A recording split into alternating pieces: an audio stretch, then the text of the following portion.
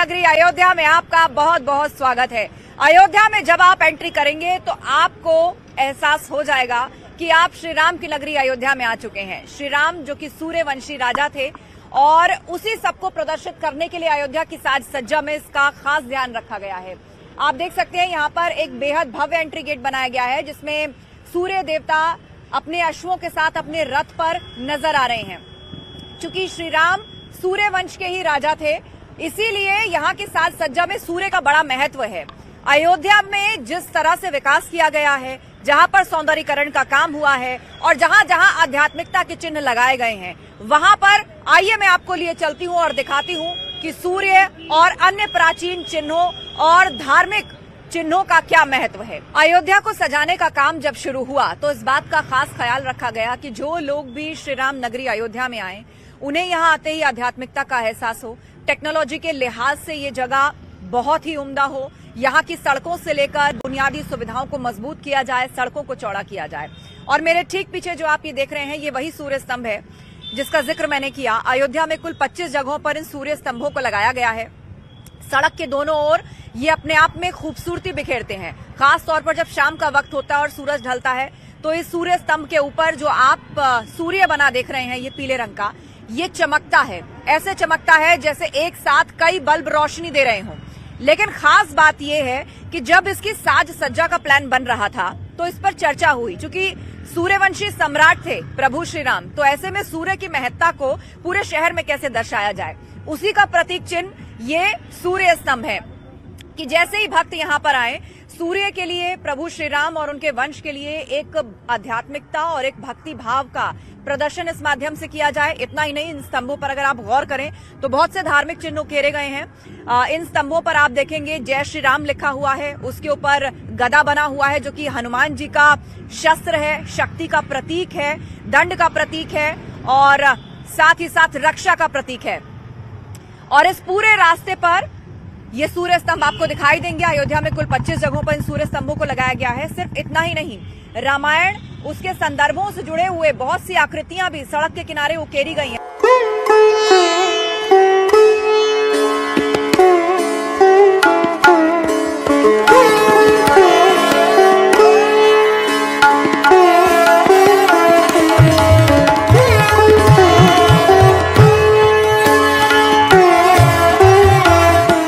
ભગવાન રામની નગરી અયોધ્યામાંથી આવનારી આ તસવીરો મનને મોહી લે છે।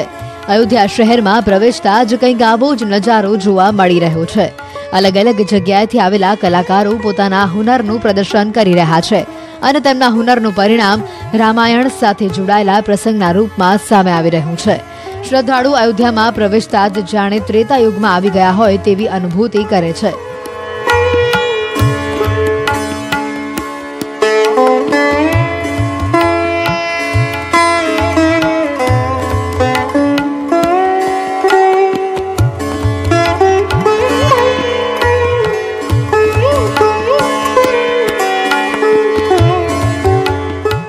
દરેક રસ્તા ફ્લાયઓવર પર રામાયણની કથાને તસવીરોના રૂપમાં ચિત્રિત કરવાથી અયોધ્યા નગરીની સુંદરતામાં ચાર ચાંદ લાગી ગયા છે। દિવાલો પર રામાયણ સાથે જોડાયેલા પ્રસંગોના રંગરોગાન શ્રીરામની ભક્તિમાં તરબોળ કરી દે છે। અયોધ્યા નગરીની દરેક દિવાલ પર રામાયણ સાથે જોડાયેલી કથાની અલગ અલગ તસવીર નજરે પડે છે।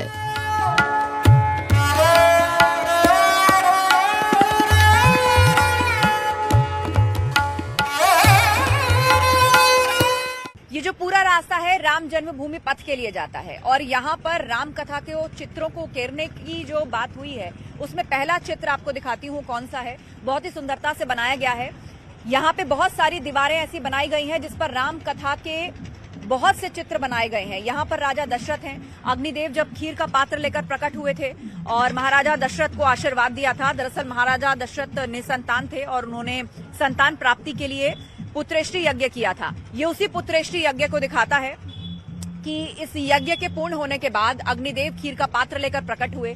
उसके बाद वो राजा दशरथ को दिया गया और फिर इस खीर को महाराजा दशरथ ने अपनी तीनों ही रानियां कौशल्या, केकई और सुमित्रा तीनों को खिलाया था, जिसके बाद कहा जाता है कि उनको पुत्रों की प्राप्ति हुई। श्री राम, लक्ष्मण, भरत और शत्रुघ्न जी का जन्म हुआ। तो ये पहला चित्र है जो उस पुत्रेष्टि यज्ञ को दिखा रहा है। आप थोड़ा आगे जाएंगे, 30 मीटर आगे जाएंगे तो दूसरी दीवार है जहां पर पुत्र प्राप्ति के बाद बाल रूप में श्री राम नजर आते हैं।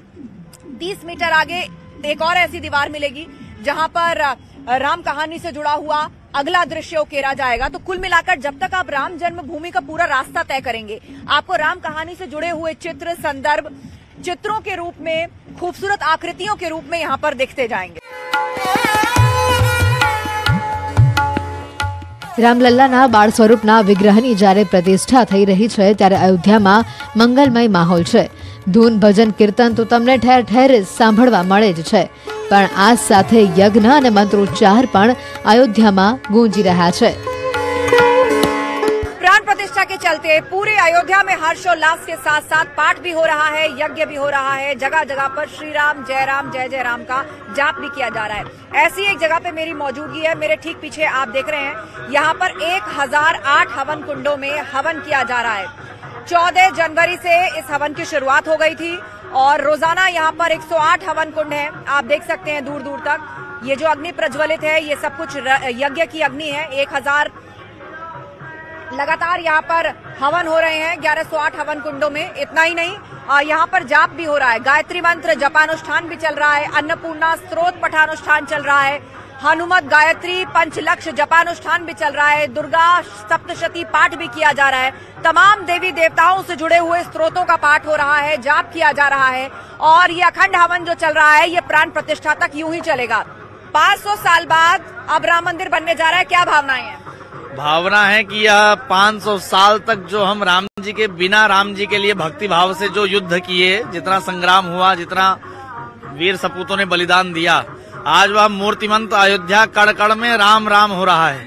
आप अयोध्या की जिस गली में जाएंगे वहाँ पर राम ही राम दिख रहे हैं। जैसे राम का जन्म हुआ था, जैसे तुलसीदास जी ने रामचरितमानस में व्याख्यान किया है कि राम जन्म के जैसे उत्सव हो रहा था, तो वैसा ही उत्सव चल रहा है। राम जन्म की तरह उत्सव चल रहा है क्योंकि रामलला अपने नए भवन में आ रहे हैं और ऐसा लग रहा है दिवाली से भी ज्यादा महोत्सव बड़ा लग रहा है। पूरा हमारा सनातन धर्म पूरा 140 करोड़ लोग है, सब लोग खुश है। पूरा इंडिया में, विश्व में सब लोग खुश है। નગરમાં પ્રવેશતા જ રામના રંગમાં રંગાયેલી અયોધ્યા જોવા મળે છે। ઠેર ઠેર રંગોળીઓ બનાવવામાં આવી રહી છે। દેશભરમાંથી શ્રદ્ધાળુઓ અયોધ્યા પહોંચી રહ્યા છે અને રામનગરીને ભવ્યાતિ ભવ્ય બનાવવાની કોશિશ કરી રહ્યા છે। લતા મંગેશકર ચોકમાં બનેલી રંગોળી સૌ કોઈને આકર્ષી રહી છે। राम आएंगे, ये धुन आजकल हर किसी की जबान पर है, लेकिन अब ये सिर्फ कुछ गाने के बोल नहीं रह गए हैं। इन भावनाओं ने अलग अलग तरह का रूप ले लिया है। मैं इस वक्त अयोध्या में हूँ और यहाँ के एक चौराहे की तस्वीरें मैं दिखाती हूँ। बहुत खूबसूरत यहाँ पर रंगोली बनाई गई है। पूरी अयोध्या में आप किसी भी कोने में चले जाएं, अलग अलग तरह की साज सज्जा आपको देखने को मिलेगी। ये रंगोली बनाई है, महाराष्ट्र से कुछ वॉलंटियर्स आए हैं। ये सभी राम भक्तों की भावनाएं, देश के कोने कोने से लोग पहुंच रहे हैं और अपनी भावनाएं इस तरह उकेर रहे हैं। यहाँ पर खुशी का प्रदर्शन किया गया है। ढोल बजाता हुआ एक शख्स नजर आता है, नगाड़े यहाँ पर बनाए गए हैं, शहनाई यहाँ पर बनाई गई है। थोड़ी दूरी पर एक दीपक की रंगोली भी बनी हुई है और देखिए इस सजावट को देखने के लिए अपने आप ही लोग आ जाते हैं, इसके साथ तस्वीरें खिंचवाते हैं। और यहाँ पर देखिए जगह जगह टीके की व्यवस्था है। आप अयोध्या आए तो आपको ये त्रिशूल का तिलक लगवाना है या फिर आपको जय श्री राम का तिलक लगवाना है, इसका भी इंतजाम है। ये बताइए, ये रंगोली किसने बनाई है और कितनी देर में बनकर तैयार हो गई? ये महाराष्ट्र से कलाकार आए हैं और लता मंगेशकर चौराहे को सजाया जा रहा है। इधर नगाड़ा बजाया गया है, ढोलक हाथ में दी गई है और उस साइड में जो है दीपक की रंगोली बनाई गई है। अगर स्वर्ग में आ गए। आज मैं थोड़ा 2 लाइन प्रस्तुत कर दूं। सज गई अयोध्या सजा दरबार है, सज गई अयोध्या सजा दरबार है, 22 जनवरी का हमें इंतजार है, 22 जनवरी का हमें इंतजार। लोगों को तन से, मन से, धन से इसकी सेवा करना और यहाँ पर भाव भजन करना चाहिए, जिसके लिए हमारी 15 पीढ़ियां निकल गई हैं और हमारे कितने माँ बेटियां इसके लिए अपने बेटे को, अपने भाई को बलिदान दिया है। यहाँ पर एक अध्यात्म है यहाँ पर और जो खुशी है उसके रंग आज अयोध्या की हर गली में बिखरे हुए दिखाई देते हैं। प्राण प्रतिष्ठा महोत्सवने लईने अयोध्याમાં ફૂલોની અનોખી સજાવટ કરવામાં આવી રહી છે। ફૂલોની માળા બનાવી રામનગરી અયોધ્યાને શણગારાઈ છે। આ વધને સજાવવા દેશ વિદેશથી ફૂલો મંગાવવામાં આવ્યા છે. મોટી સંખ્યામાં કારીગરો ફૂલોની માળા અને ફૂલોની અવનવી આકૃતિઓ બનાવવાના કામમાં જોડાયા છે. 22 જાન્યુઆરી રામલલ્લાની પ્રાણ પ્રતિષ્ઠાનો શુભ મુહૂર્ત છે. આ મોકા પર અયોધ્યા નગરીને ત્રેતા યુગની જેમ સજાવવામાં આવી રહી છે. એવામાં જ્યારે રામ ભક્તો અયોધ્યાના દરેક ફ્લાયઓવર પરથી પસાર થશે તો તેઓ રામાયણ કાળ સાથે જોડાયેલા પ્રસંગોને જોઈને ભગવાન રામની ભક્તિમાં તરબોળ થઈ જશે.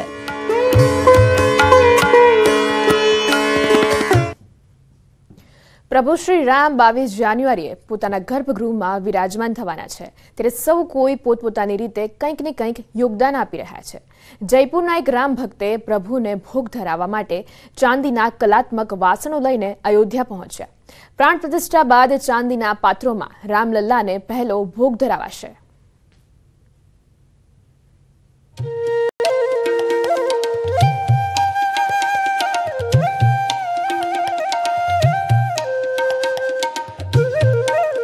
અયોધ્યામાં રામલલ્લાની પ્રાણ પ્રતિષ્ઠાની ખુશી પૂરી દુનિયામાં રામ ભક્તોમાં છે. સમસ્ત સનાતન ધર્મી આનંદિત છે, જે જ્યાં છે ત્યાં ખુશીઓથી ઝૂમી રહ્યા છે, ઉત્સવ મનાવી રહ્યા છે. દેશભરમાંથી રામલલ્લા માટે એકથી એક ચડિયાતી ભેટ અયોધ્યા પહોંચી રહી છે. આજ કડીમાં રાજસ્થાનના જયપુરથી એક રામ ભક્ત પ્રાણ પ્રતિષ્ઠા બાદ રામલલ્લાને પહેલો ભોગ ધરાવવા માટે ચાંદીની ચળકતી થાળી, વાટકીઓ અને જળપાત્ર લઈને પહોંચ્યા છે. જયપુરના રામ ભક્ત લક્ષે આ ભેટ શ્રી રામ જન્મભૂમિ તીર્થ ક્ષેત્રના મહાસચિવ ચંપતરાયને સોંપી, જેમણે રામલલ્લા માટે લાવવામાં આવેલી આ અનુપમ ભેટનો સ્વીકાર કર્યો. भगवान राम लला के लिए जो पहला भोग लगाया जाएगा ये विशेष भोग थाल है, जिससे भोग लगाया जाएगा प्रभु राम लला को. और जयपुर के लक्ष्य हैं जो इस विशेष भोग थाल को बनवा कर लाए हैं. कि आप न्यूज़ 18 इंडिया के दर्शकों को बताएं कि आखिरकार क्या सोच रही, क्या थीम रही इस थाल को बनाने की? जी, थीम तो एक ही थी, भक्ति भाव था, और इसी के लिए हमने हनुमान जी नीचे इसमें क्राफ्ट किए हैं. जो थाल उठाए हुए हैं उसमें सोच केवल ये थी कि भगवान राम के दिखाए हुए जो रास्ते हैं उसको हम जितना हो सके उतना दर्शा सके इसमें. और जो हनुमान जी का डिस्क्रिप्शन है भगवान राम को लेकर नीचे जो दिए गए हैं हनुमान जी, ખરેખર ખૂબ જ સુંદર છે આ રામ થાળી, જેને સ્વયં પ્રભુ શ્રી રામના સૌથી પ્રિય ભક્ત હનુમાનજી ઉઠાવીને રાખી છે. ભક્ત હનુમાન કંઈ પણ અર્પણને રામલલ્લા કેવી રીતે ના કહી શકે? આ થાળી ખાસિયતોથી ભરેલી છે, જેના વિશે લક્ષ્ય ખુદ જણાવ્યું. थाल पे आप देखेंगे तो 15 श्लोक सुंदरकांड के 35वें सर्गा से हमने डिराइव किए हैं और वो एनग्रेव करे हैं. तो भगवान राम के क्वालिटीज़ के बारे में, उनके जो चेहरे पे तेज था, उनका जो कैरेक्टर था, उसके बारे में हमने इसमें दर्शाया है. तो जो आप श्लोक बता रहे हैं वो कहाँ लिखे हुए हैं इसमें? जी, आप अगर देखें तो ये चारों तरफ मैं आपको इधर दिखाऊं तो ये चारों तरफ जो लिखे हैं ये 15 श्लोक हैं, जिसमें सीता मैया से जब अशोक वाटिका में हनुमान जी मिले थे तो उन्होंने उनके सामने गए और उनको बताया कि श्री राम ने मेरे को आपके लिए भेजा है, और 15 श्लोकों में उनका डिस्क्रिप्शन दिया था. आप बाकी देखें तो बीच में सूर्यदेव हैं, यहाँ पे ये राम जी का तेज बढ़ भी रहा है मकर राशि में आने की. हाँ जी, एग्जैक्टली.